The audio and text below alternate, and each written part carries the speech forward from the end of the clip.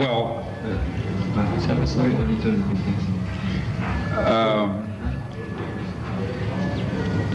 my relationship with the United States has always been a very bad one.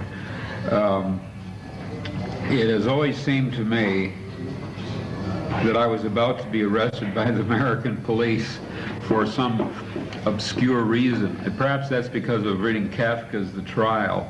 That book influenced me very much, you know, where someone is arrested for a crime and he is never told what crime he has committed. And in Berkeley, we were very radical. And there's a Bob Dylan song, let's see, he says, whatever it was you were doing, you don't know what it was, but the police say you're doing it again, something like that. And I always had that feeling, and it was a symbol of my sense of alienation from my own country's culture. I mean, they didn't read my books, and I didn't like them, and I didn't feel any affinity, any relatedness to my neighbors and the population in general. I remember one time my fear of the police was so great that whenever I saw a parked police car and I was driving along, I would ask my wife to stop our car and I would surrender to the police on the spot to whatever crime they wanted to accuse me of. My fears became greater during the Nixon administration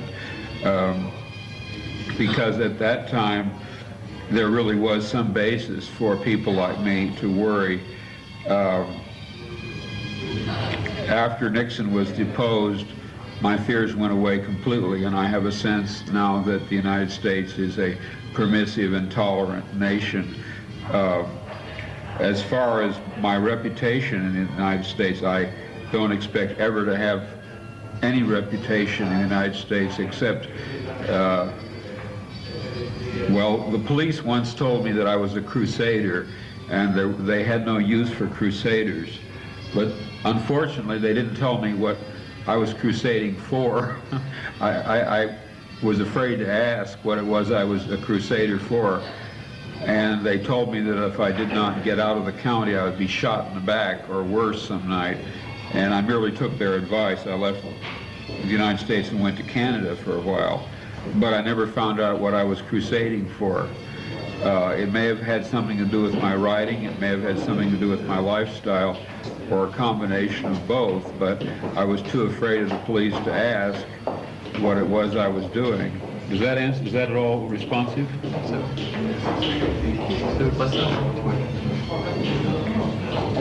This attitude of mine shows up in my recent novel, A Scanner Darkly, where a narcotics agent winds up reporting on himself, turning over information on himself to his higher-ups. The paranoia of the Nixon period was so great by the government and also by the counterculture, the Berkeley people.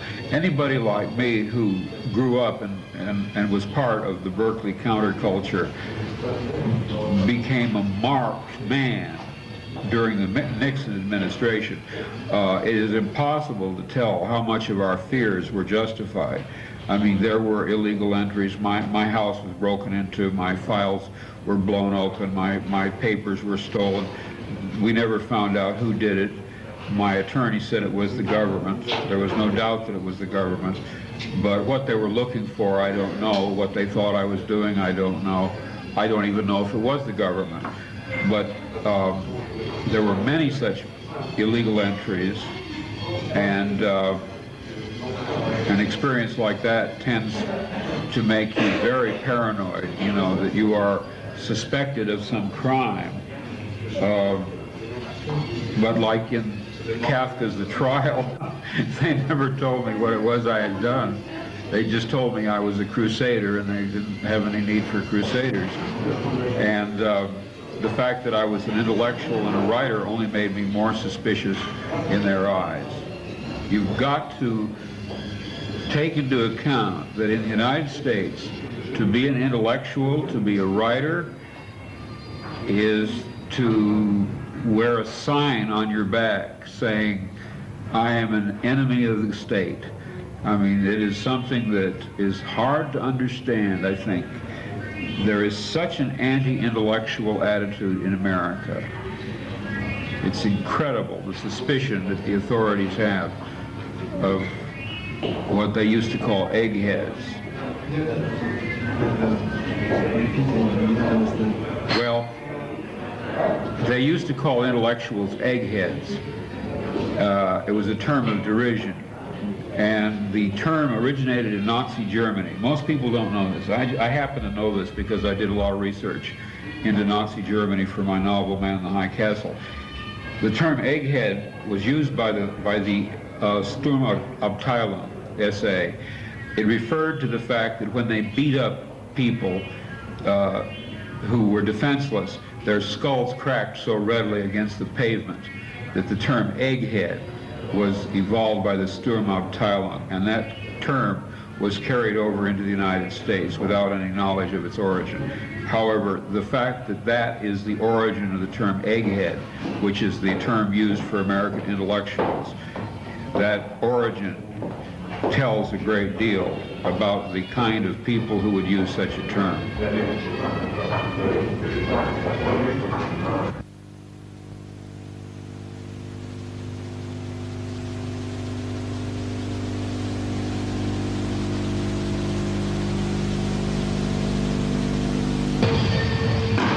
I lost that kind of apprehension abruptly in 1974 when the Nixon administration ceased to exist.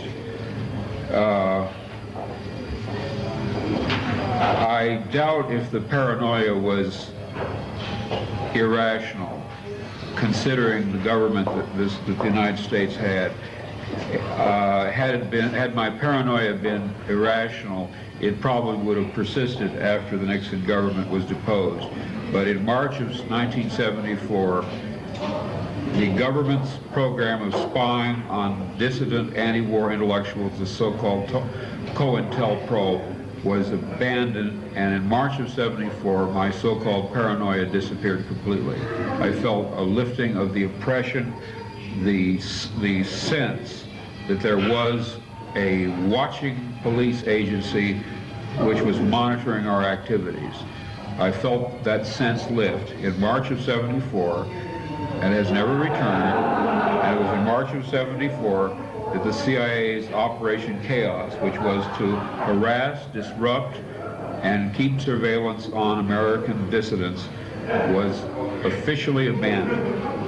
So the kind of paranoia which Michael DeMuth noted, which was real, was based on the fact that we were harassed. We were under surveillance. We really were. There was no doubt about it whatsoever. I've seen my CIA file. I've seen my FBI file. Under the American Freedom of Information Act, I was legally allowed to see both files. The CIA opened my mail. The FBI had a file on me. I've seen both. I no longer have this sense of the police activity. It depends a little on what you mean by paranoia. If you mean a psychotic conviction that you're being persecuted, which is not in accord with reality, I don't think I had that. But boy, I sure thought the cops were watching everything I did. And I was correct. I was tipped off by the criminal underground that my house was being watched. The license plate numbers of every car that stopped in front of my house was taken. And these were not part of my imagination. These were actual events. Anyone who visited me, their license plate number was written down by the people next door.